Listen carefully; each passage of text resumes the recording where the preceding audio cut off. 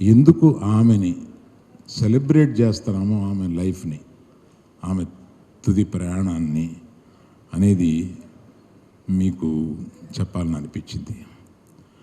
అది కాకుండా 16 ఏళ్ల బాలిక పాలకొల్లులో రాట్నం ఉడుకుతుంటే అల్లు రామలింగయ్య అనే యువకుడు ఆమెను చూశాడు.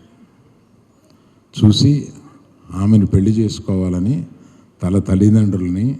వాళ్ళ తల్లిదండ్రుల దగ్గరికి పంపించి ఆమెను పెళ్లి చేసుకోవాలని అడిగిన సందర్భంతో స్టార్ట్ అయింది వాళ్ళది. ఆ ప్రయాణంలో మా నాన్నగారిని పెళ్లి చేసుకుని, ఆయన హార్డ్ కోర్ కమ్యూనిస్ట్.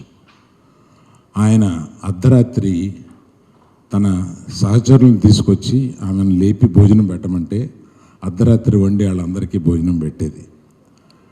ఆ తర్వాత మా అక్కగారు నవభారతి గారు పుట్టారు. ఆ తర్వాత నేను కడుపులో పుట్టగానే ఆయన కమ్యూనిస్ట్ జైలుకి వెళ్ళిపోయారు. కడలూరు జైల్లో 6 మాసాలు ఆయన్ని పెట్టారు.